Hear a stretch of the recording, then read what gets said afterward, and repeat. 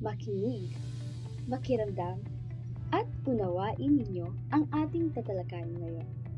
Bago muna ang lahat, magandang araw sa ating lahat.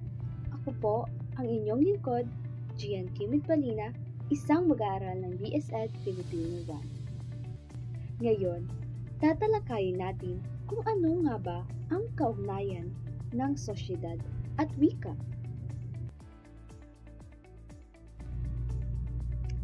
Ang wika ay pangunahing instrumento ng komunikasyon at pakikipag-ugnay sa lipunan.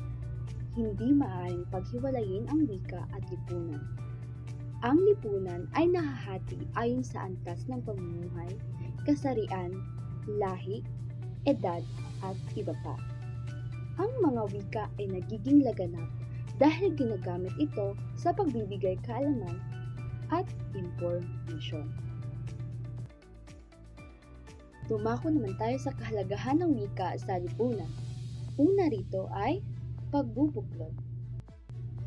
Ito ay nagbibigkis sa mga tao at nagbubuo ng komunidad.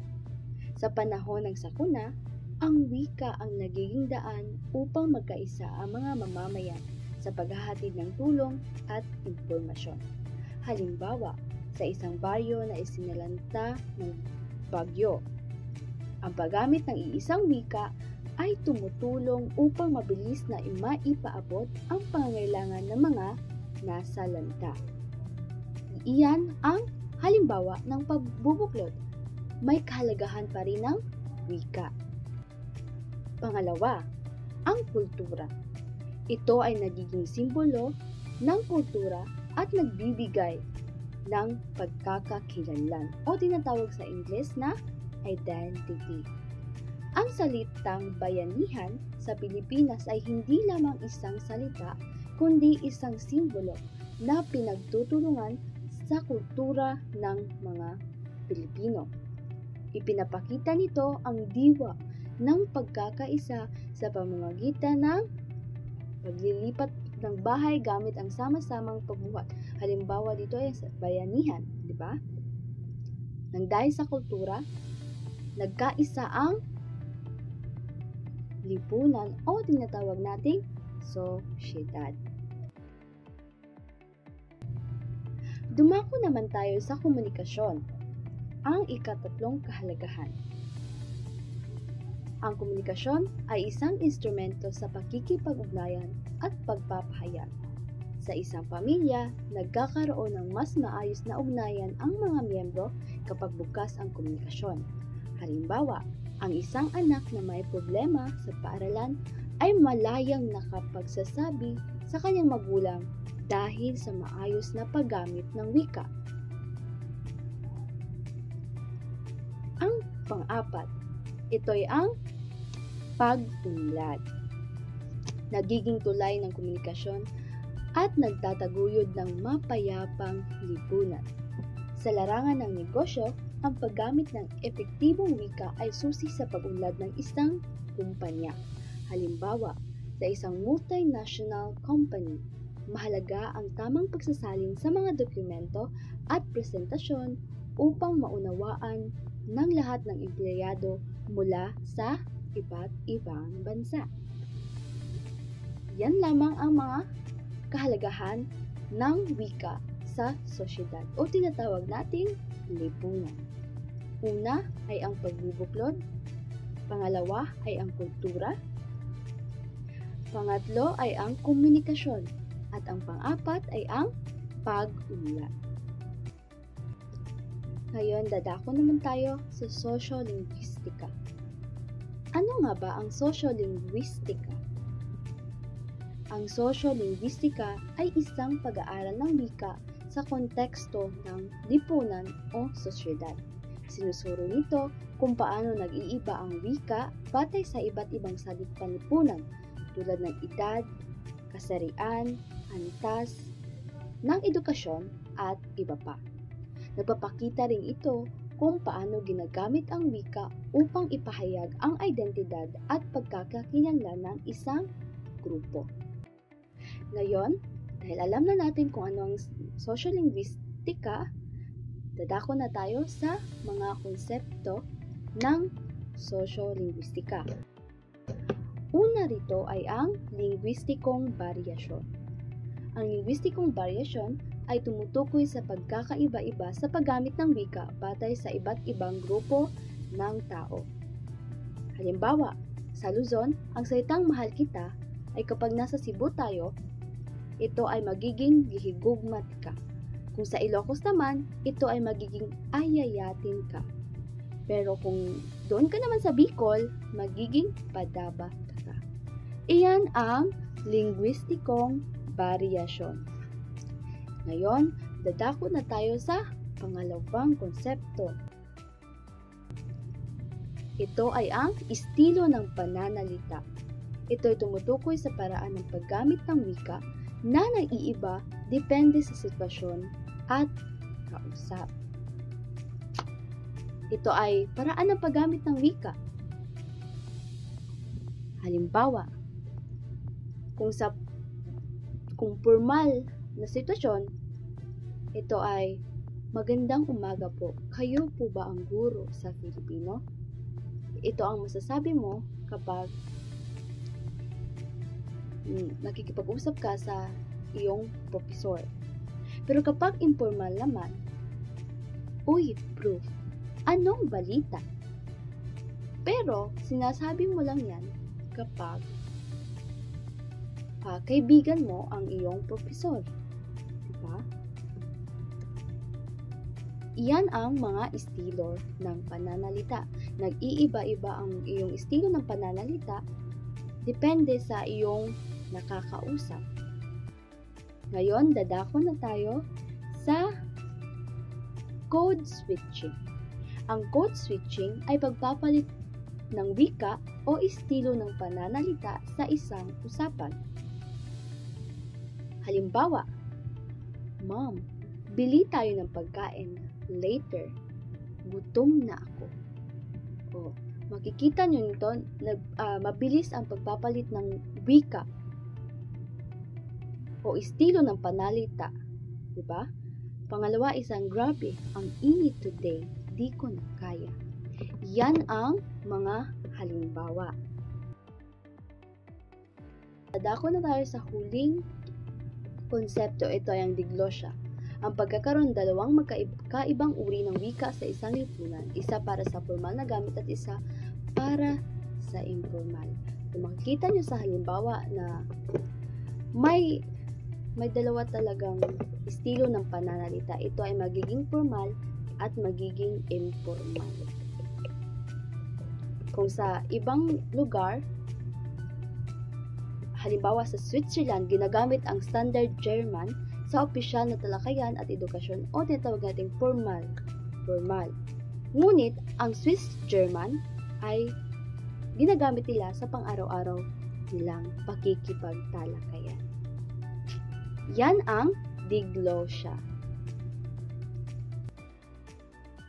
Yun lamang ang mga konsepto ng linguistika.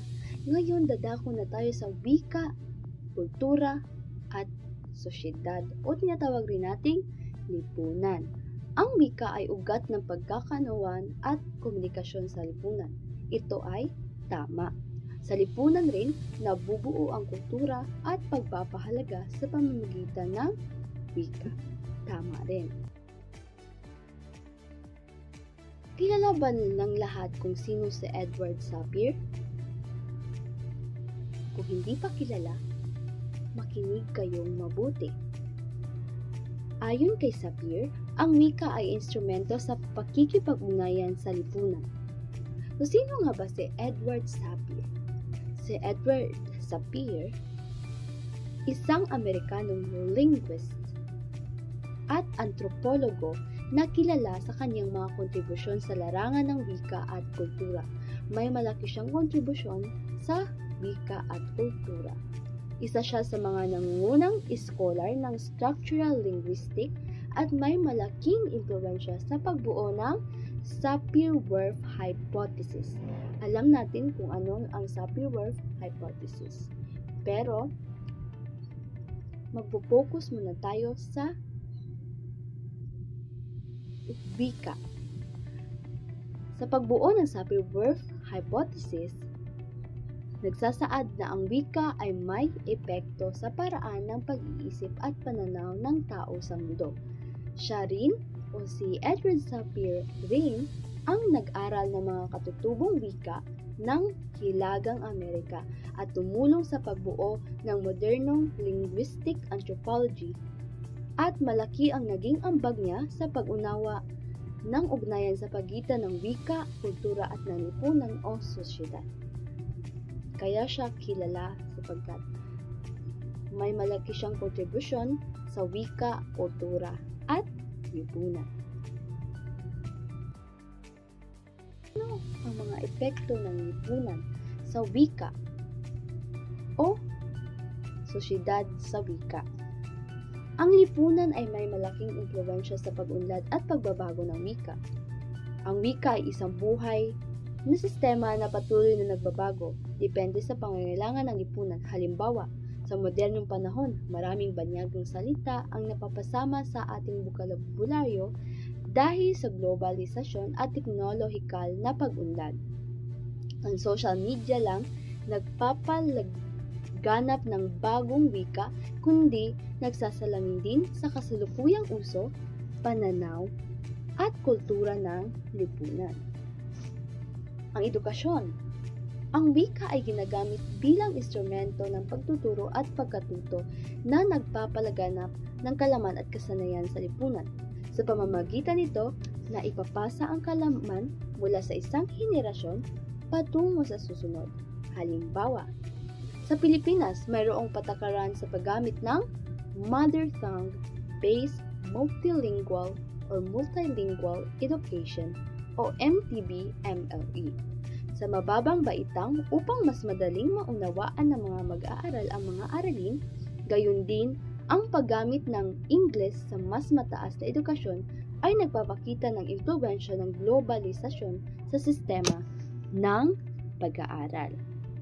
Sa politika naman, ang wika ay ginagamit sa mga talumpati at diskurso upang manghikayat, magpahayag ng ideolohiya at magpatakbo ng pamahalaan. Ang wika ay mahalagang kasangkapan sa larangan ng politika. Ginagamit ito ng mga politiko upang manghikayat ng suporta, ipahayag ang kanilang mga plano, at ipaglaban ang kanilang ideolohiya. Halimbawa nito ay ang mga kampanyang pampolitika ay gumagamit ng malalakas na slogan gaya ng gobyernong tapat, angat buhay lahat, o tapang at malasakit upang ipakita ang kanilang mensahe sa masa. Bukod dito, ang talumpati ng mga lider ay may kakayahang magpakilos ng tao tulad ng mga talumpati ni Manuel L. Quezon tungkol sa pambansang wika o ang mga pahayag ng mga aktivista sa mga protesta. So, nakita nyo ang mga epekto ng wika sa lipunan. So ngayon, Ngayon, alam na lahat kung ano ang mga epekto ng lipunan sa wika. Una, ang lipunan ay may malaking impluwensya. Pangalawa ay edukasyon. Pangatlo ay ang politika. So ngayon, may ipapakita akong mga video upang maintindihan kung ano nga ba ang mga epekto ng wika sa lipunan. Ngayon, sabay-sabay nating tignan. Lods! Oh, sige, post na, Lods! Sige, post na! Oh. Sige, Lods! Sige, Lods! Sige, Lods! Sige! Oh, sige, post na, Lods! Sige, Lods! Sige! Nga Lods man dyan yung tawagan! Nga pwede man, Loves!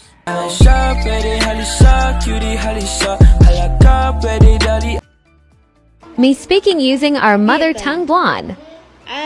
Abi ka nandito. So, tanda klase ito sa time. Mulay yung lagi. Hindi angay. Kanta. My fellow citizens, there is one thought I want you always to bear in mind, and that is that you are Filipinos, that the Philippines are your country and the only country God has given you. that you must keep it for yourself, for your children. Kung magbabase tayo sa video na inyong nakita, may tatlo iyon. Makikita natin kung ano talaga ang epekto ng wika sa lipunan. Ito ay nagiging ang lipunan ay may malaking impluwensya sa wika, may edukasyon rin, at may politika. Yun lamang at sana mayroon kayong natutunan sa aking sinabi o tinalakay. Muli, ako po si Gian Kinig-Palina, ang mag-aaral ng BSL Filipino 1. Salamat po.